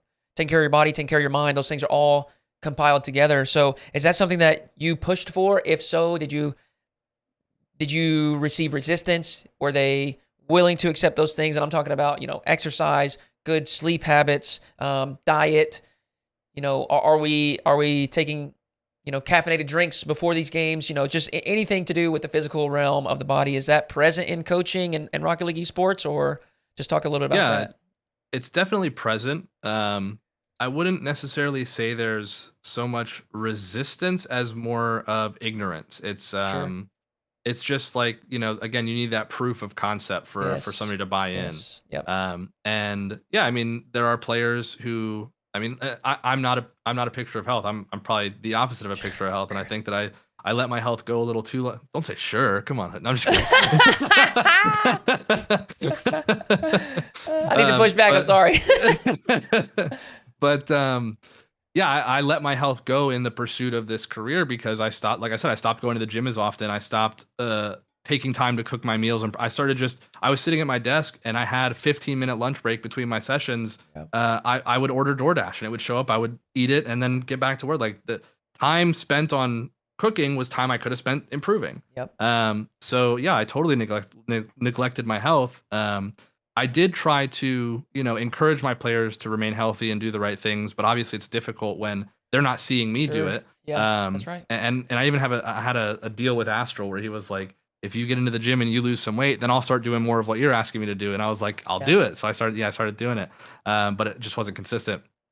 And so yeah, there's definitely a direct tie between your physical health and your mental health. I think that's scientifically proven. And Rocket League, as much as it is, your physical movements with your fingers, it's really more of a mental game. Like Oh, you yeah. just need to get your mental connected to your car, muscle memory wise, because then at that point it just becomes who can think better, who can think about the decisions they're making better, who can think quicker, who can react faster, and those are all tied to your physical health. And I think a lot of these players are young, and so they have this naturally quick reaction time. They have a naturally high metabolism. Yep. Their bodies are in good shape. But if they keep on this unhealthy lifestyle into their 20s, they're going to see the things that I'm seeing, which I have repetitive stress injuries in both of my hands right now, that I've been recovering from for the past 4 or 5 years. That I just spent too much time sitting in my chair, hunched over, shoulders forward, hands cramped up on a controller, Yeah. 12 hours a day every day, that now my wrists are really tight. I don't have carpal tunnel. The doctor said they can't really figure out exactly what it is. But my tendons are essentially like overworked Yeah. because my body's muscles deteriorated. And as your muscles deteriorate, your body relies more on your tendons to do the lifting. And so my tendons are just overworked in my hands. And I don't get to play Rocket League like I used to. About 30 minutes into playing Rocket League, my hands start tightening up, my thumbs start Mm. hurting. There are some mechanics that I go to do in a certain moment, and I know that this is what I want to do, but my thumb doesn't move because my body says that's going to hurt if you do it. I'm not doing it. Yeah. So there's this now health issue that I'm living with in my 20s because I didn't take care of my body. 5, 6, 7 years ago, all the way up to now, I neglected it, and I think it's because when I was young, when you're 16, like your body's invincible. You can It do whatever is. you want and bounce back, and I just carried that mentality with me into my 20s and just thought it worked then, it's gonna Yeah. work now. Yeah. But it's just not it's totally not the case. Yeah. And as an individual that's just a few years ahead of you, I'm 31 now. things I'm just kidding. things speed up quickly. Yeah. You've nailed it. I mean, you've got to take care of the body. You got to be very intentional about it, or you're going to be, like you said, sitting at the desk 8 to 12 hours a day. It's the end result is not one that you want. You're going to lose mobility. You're going to lose, Yeah. or potentially suffer from injuries or whatever else. But to circle it back, I think, like you mentioned, that mental and physical health is definitely tied together. And I Your think we all performance. know, even if our physical requirements for Rocket League are minimal, it's still real. It's still there. Yeah. Reaction time, accuracy with your movements, precision I mean, with fine motor skills. the best way that I can give you a comparison is like anybody that's like outside looking in is when you have a cold and you're playing Rocket League. Yeah. It's so you play a whole different game because your Mhm. brain is just lagging. Like you have Yeah. brain lag because it's fighting so much going on in your body. You don't have that clarity, and that clarity is what just allows you to perform at peak. Yeah. And yeah, so I mean, just imagine having a cold your whole life. It's like Right. you're not going to perform at peak ever. That's right. So if you don't take care of your body, you're not feeling good. Yep. Then you're not going to perform good. Yep. This thing's a machine, and Yeah. it will function better if we take care of it right. So, okay, a couple more things, and then I'll let you get out of here. I'm enjoying this. I'll stay as long as you want to have me. we got two more big topics, and then what we'll do is we'll talk about your after we get through these, we'll talk about your recent announcement. Anybody that has questions about what Virge is looking forward to in the future, we can do that as well. But I've got two things here. One, I think it's very interesting, and I know that your stint in North America was not long, but do you think, and even if it's not from your own personal experience coaching, I'm sure you've worked with coaches and talked with some other teams and stuff, so you have a better idea than we do. But what do you think is maybe a big difference from the coach's perspective, as far as North America and Europe, maybe culturally? And when I say that, I don't necessarily mean like those countries or those areas' culture. I just mean like the culture that the players, the cultures that the player engage in, and like the social norms of the players in regards to their practice, the way they approach the game, the way they approach ranked even. I mean, I can give an anecdote for myself. I find it a lot easier to find 1v1 show matches for my stream from European players versus North American players. And I think, one, I'm going to say it makes sense. There's I don't have a huge audience. I'm not pulling 2,000 viewers like some of our big, our big boys like Johnny and Fear. Johnny boys, so there's less incentive. And I totally understand that. But what I'm gathering is these European players don't care. They don't care if there's no incentive. They just want to grind and get better. And that I know that is true for the North American players as well. I know that they want to be the best possible player they can be. But this is what I'm talking about culturally. Like the way that manifests itself is maybe different for the North American players versus the European players. And again, that's just an anecdote. We don't need to get all stuck up in it. But what is your perspective on that? Yeah, so I mean, like you mentioned, I don't have a ton of experience coaching in North America. And so I'm speaking from a place of observation, not a place of experience necessarily. Yep. But what I've noticed in my experience working with Europe versus my observations of North America, Europe does not care who you are or what you do. They want to win. That's what matters to them. Yeah. And so they will go through any and every change they need to if they think it will get them to that point of winning. And what I've observed about North America is that the players are a lot more click-based. It's a lot more, if you're not friends with, if this player is not friends with that player, they're never going to team together. Yeah. And in Europe, if a player gets good results, and I think that goes for anybody, but if a player gets any kind of good result in Europe, they're then given a chance. Yeah. Whereas in North America, you're not given that chance unless you get the best result. Yeah. It's like there's one more filter built in where that friendship, or even just like acquaintance, comfortable with one another, that may not be present for Europe. Yeah. So in North America, teams, the teams that are built in my observation tend to seem like they're more decisions based on who the players like. And obviously you have to like who you're working with. You're spending 8 hours a day with each other. Yeah. And it has to be, the environment has to be healthy and you have to enjoy it to improve. But sometimes players value that over an individual's abilities. Sure. And I think that's what's held North America behind Europe for as long as it has, is that Europe is more willing to invite somebody new into their environment if it means more progress, in exchange for that less of a, I'm not friends with this guy. Like Panda, for example, Panda and I had never spoken prior to my tryout with him. He was a 2-time world champion. I was a community coach on Gamers Ready. And they were willing to give me an opportunity because they just thought if he has something that we don't know about, it's going to be valuable. Yep. And I've always taken that approach in my career in coaching, is that just because somebody isn't as good as me or doesn't have the same results as me, like in the game, doesn't mean that they don't have a perspective that has value to it. Like they might Right. not have as many T's and I's dotted and crossed as I do, but they might have one I that I don't have dotted, and I could then learn that from them. And so, like we see now with JC Hammer, he's coaching for M80. He is a diamond player. He's an assistant coach to M80, but he came to me in my, I think it was late heroic days, early EG days, and was like, "Hey, I have some strategies that I think could work in the RLCS. I would love to get you in a call and tell you about them." I got in a call with him. I talked to him. I learned a ton of stuff, and I implemented some of that stuff into my strategy. And it's just is an opportunity for somebody to show their value and their worth, and like you, it's cheesy, but you can't always judge a book by their cover, or Right. a player by their results. Yep. You don't know somebody's mind. You don't know their thoughts. You don't know what they have, as far as potential goes, until you really spend the time to invest into them. And I think that Europe does a better job of that than North America. Yeah. Interesting. I think. I mean, I do want to make it clear too that, like Verge said, that's kind of an observation perspective from him, and also, these are very general observations or concepts. This doesn't mean that every single team or every single player in either of the regions, there are plenty, I'm sure, that are in Europe that may behave more like what we described for North America and vice versa. So these are just general overarching themes that we may have. Verge has obviously experienced on the European side and observed on the other side. So and to give even more context real quick, yeah. just to defend North America a little bit. Yeah. I used to think, like, when people would announce, you don't know what this roster change happened, you don't know what goes on behind the scenes. It's all speculation. I used to think, like, yeah, but how much could it have really been that much going on behind the scenes? Yeah. I've made roster changes in my career that, to the outside, I realized looked ludicrous. Sure. You don't know what's going on. Like, you truly have no idea what's happened. Like when we replaced Astral, we caught so much flack for it. Yeah. And the reality of it is we wanted to keep him. I wanted him to stay on the team. He didn't want to be there anymore, but we didn't want to be like, yeah, Astral decided he didn't want to team with us anymore, and he left. We didn't want to like put him on blast. You know what I mean? Right.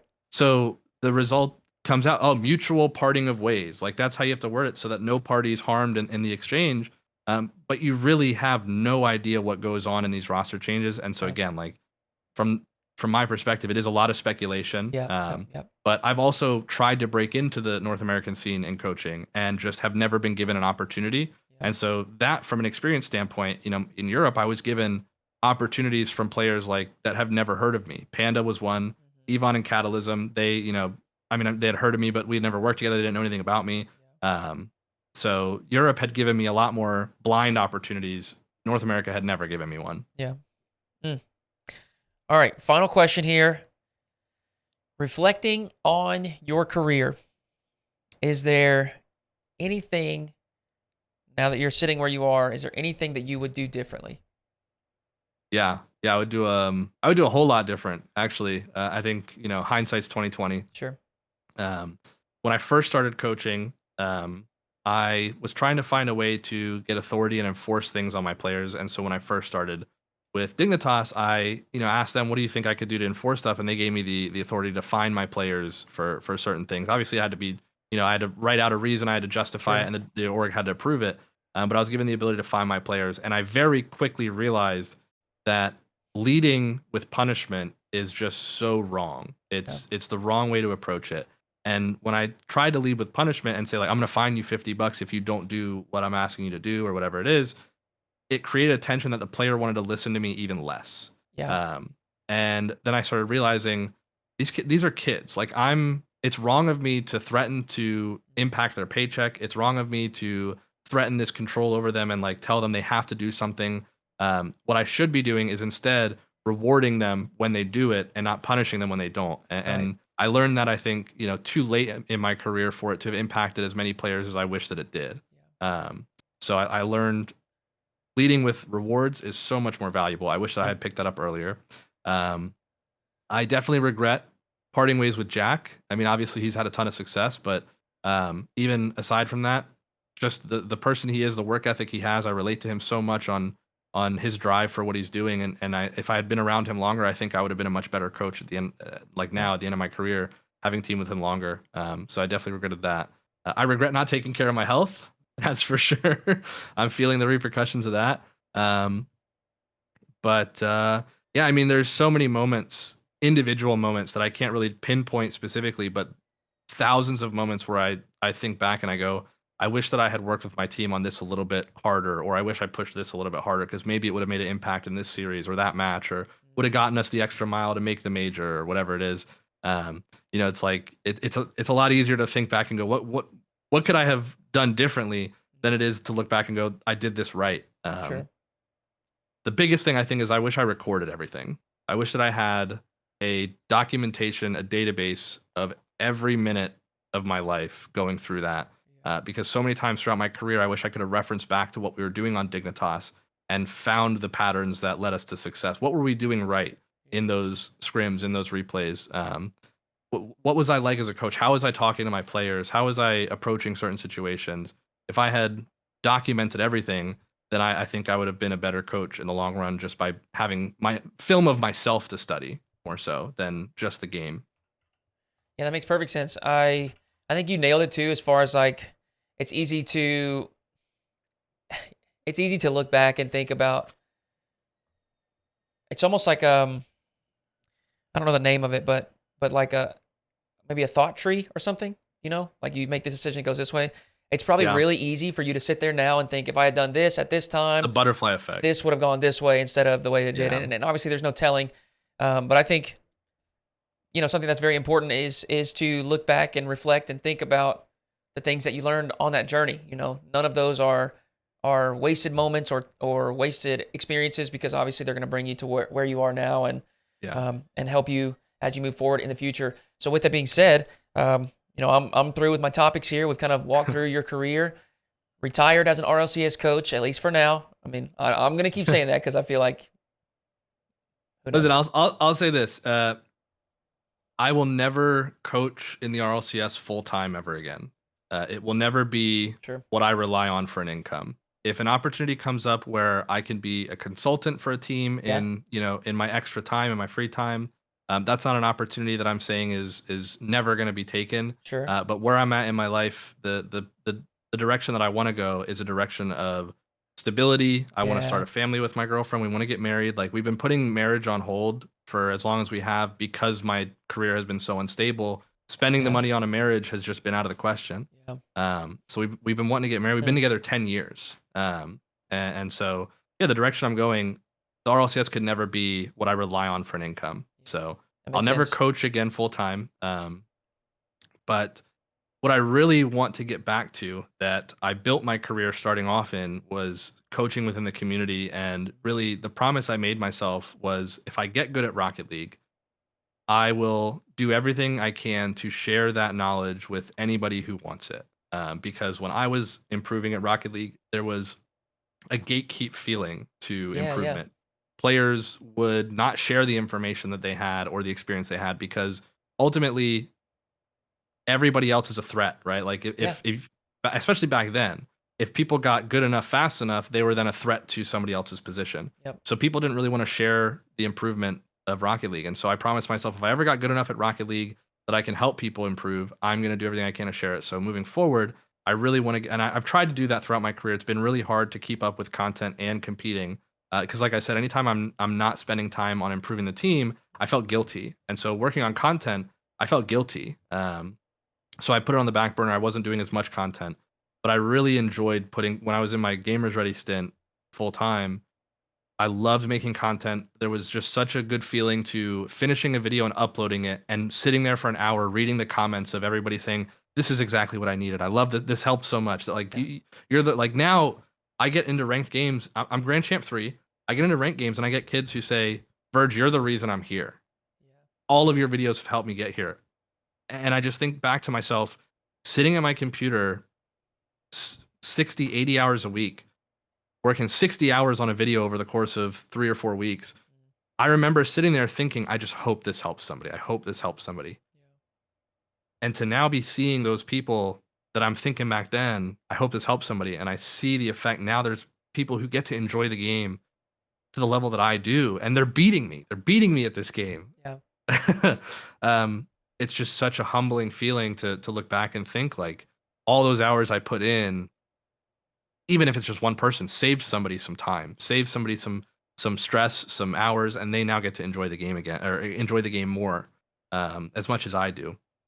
And so I really want to get back to that. So moving forward, I found an opportunity, and I know that there is some controversy surrounding it, and I don't want to pretend like that doesn't exist. But I'm a skeptic of I was a skeptic, and I'm becoming less of a skeptic every day. But I was a super skeptic of what Spook Luke was doing with his coaching program, the Grand Champ Boot Camp. And this is not me trying to advertise in any way. I'm not. I don't want to Yeah. make it seem like I'm running an ad in our podcast. But this is what I'm doing next. I reached out to Spook Luke and said, "Hey, because I tried to get back into the regular market of work. I applied to over 100 places, and I'm not applying to like an entry level minimum wage job hourly. Like I'm not saying that those places are denying me, but I've built 7 years of experience in Yeah. what I'm doing, and I think I'm worth more than a minimum wage position. Um, whether it be in digital marketing or consultation, something. I think that the skills that I've built in these 7 years definitely translate to the real world, but nobody in the real world sees that. So I applied to over 100 places, and I got one call back, and then nothing else after that. And I'm assuming it's because on my resume it says for the last 6 or 7 years I've been playing video games, is what it looks Right. like. Right.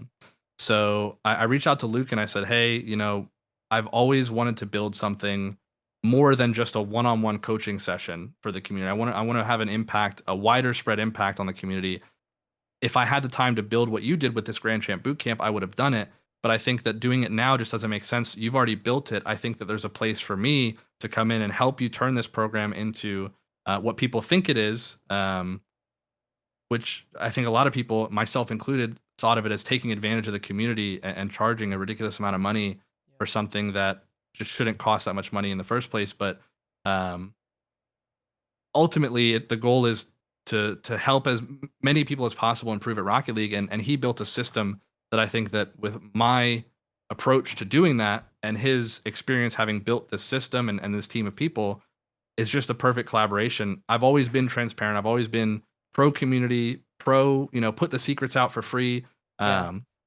And so I reached out to him and said, hey, he's been trying to get me to work for the program my entire competitive career, but it just didn't line up. And this time, and again, I was skeptical.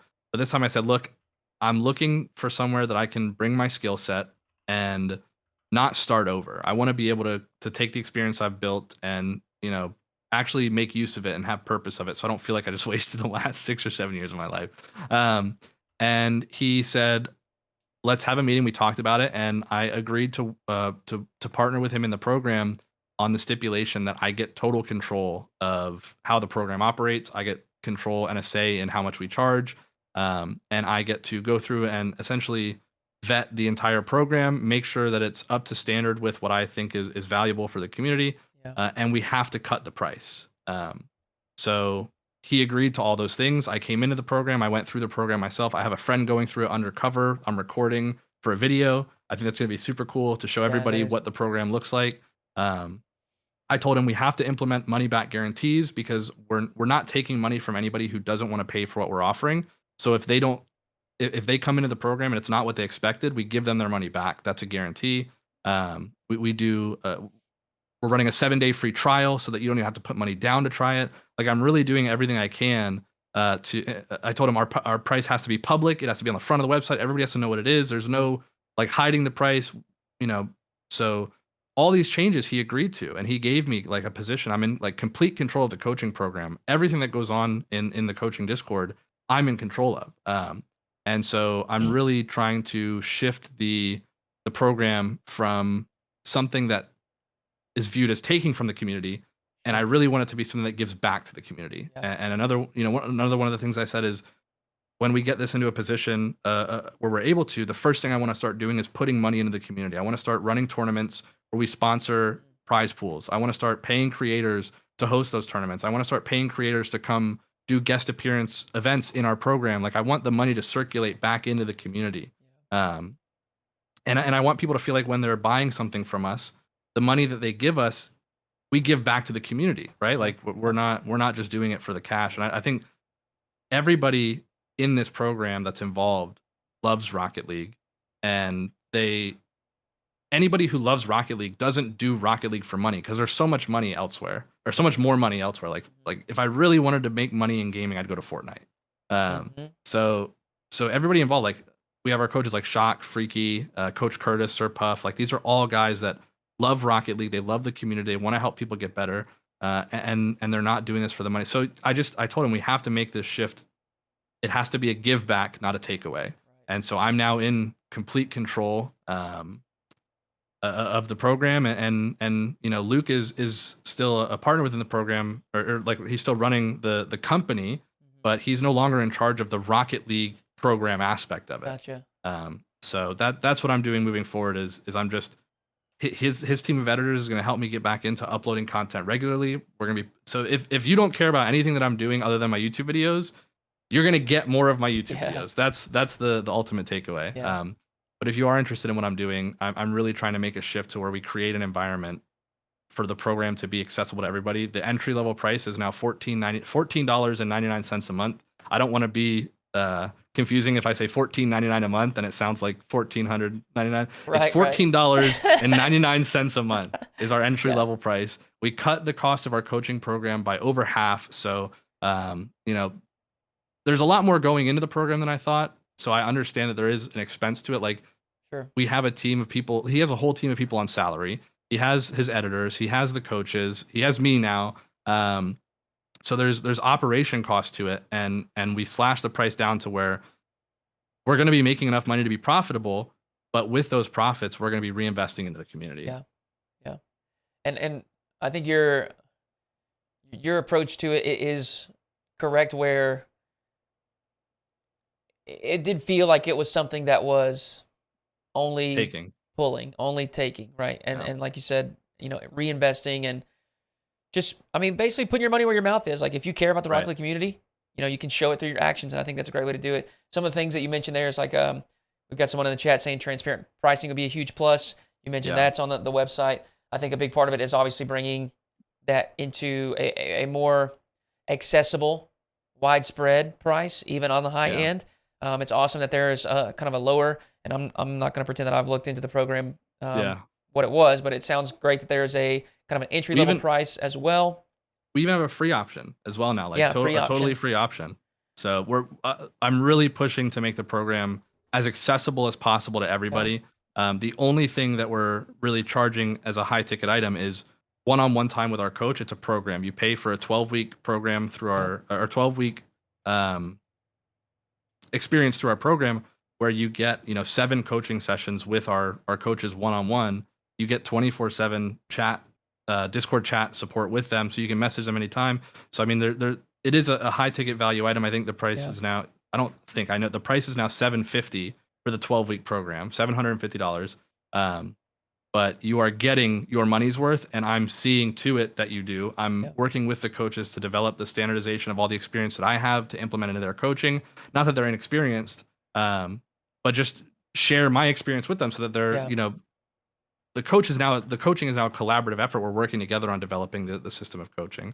So I'm working really hard on ensuring that anybody who spends money within this program, it needs to feel like you're stealing from us, is the approach I want to take. Yeah. Well, I think a couple notes that I have is like, one, the fact that Luke is willing to agree to the things. Well, I guess I should say first, I admire that you had these like hard,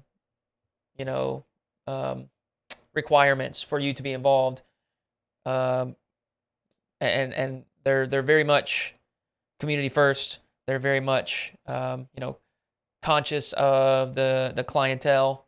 And I think that is kind of, at least from my perspective, one of the biggest concerns was it felt like the clientele was not really valued outside of what they could give you as far as money.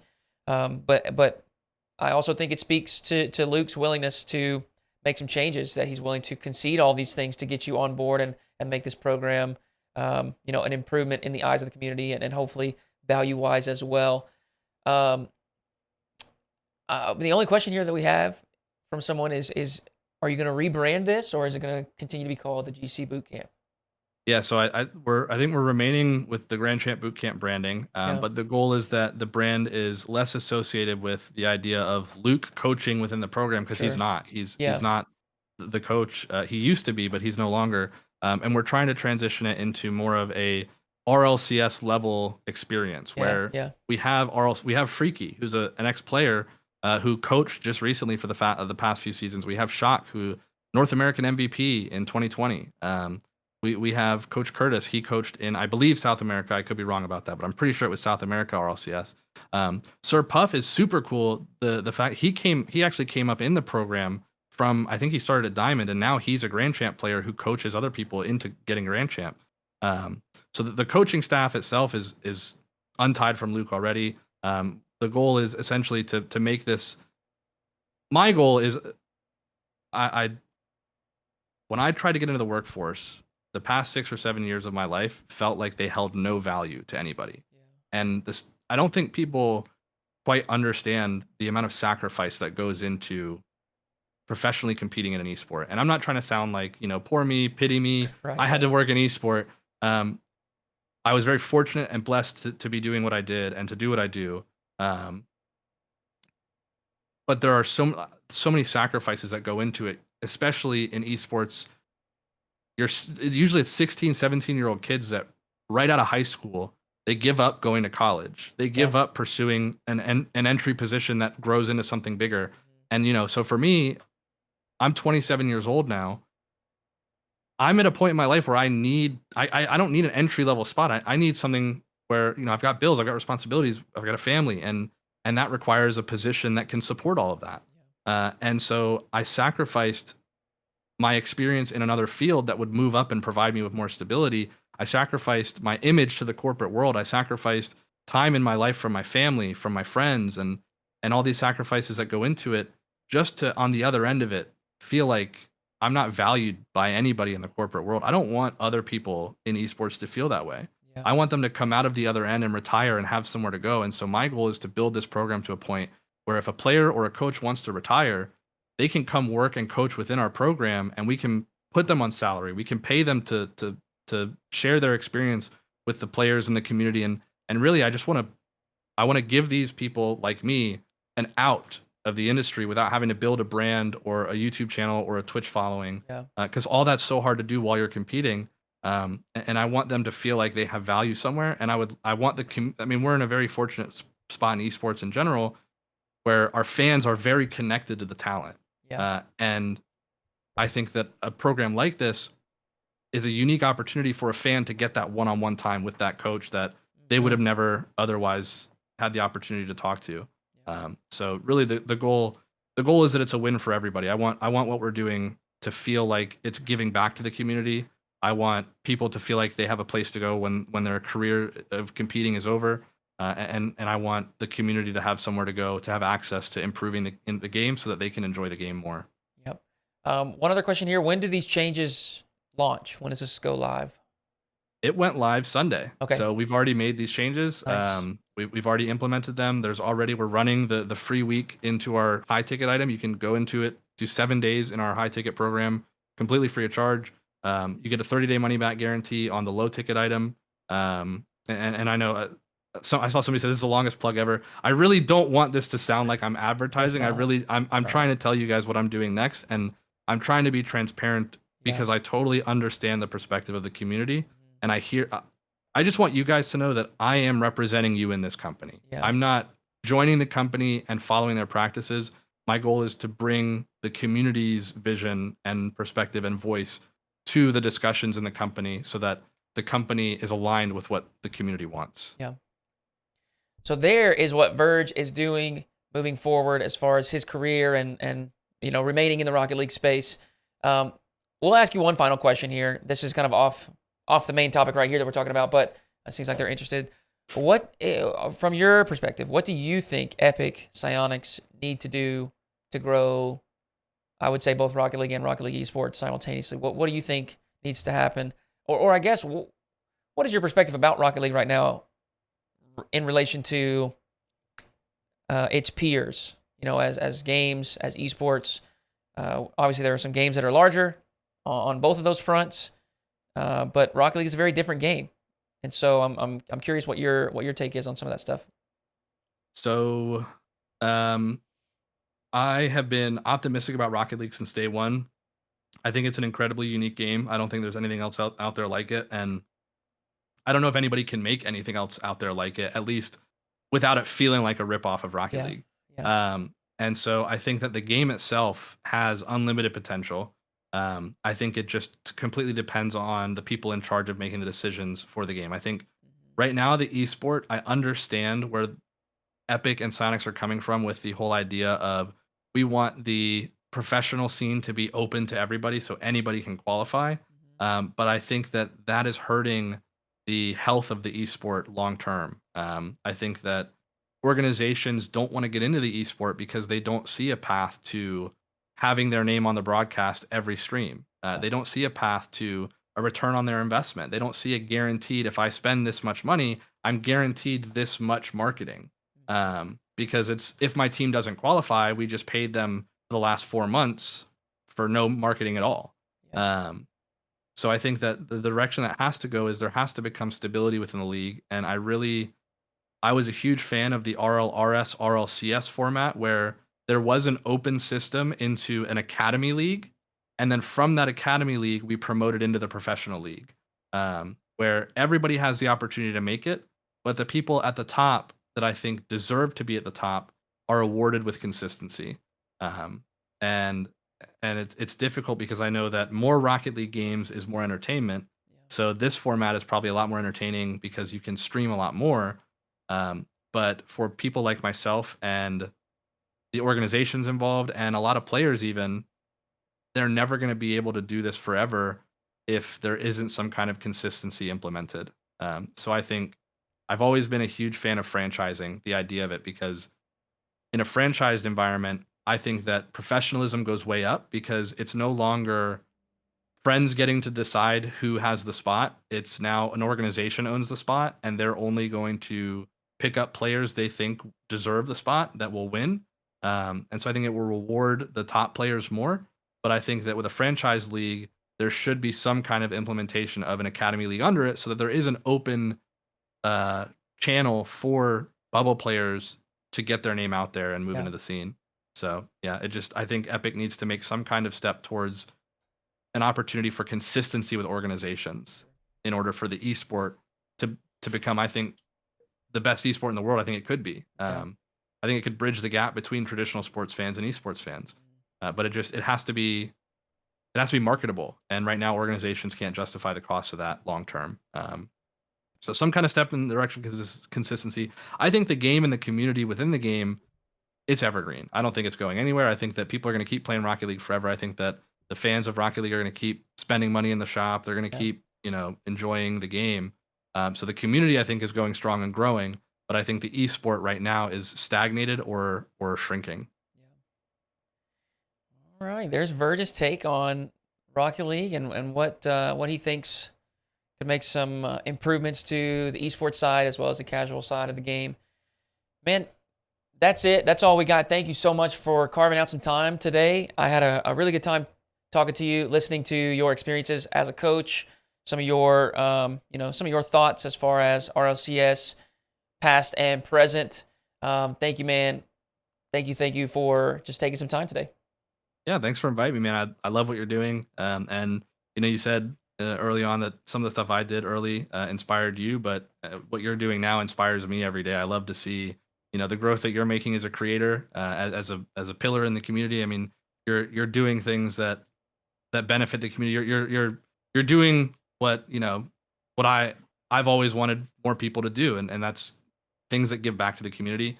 And I super appreciate the fact that you're doing it. Man, thank you for the kind words. I really appreciate that. All right, folks, that's going to do it for the chat with Verge. We appreciate it, and we'll catch you next time. Thank you.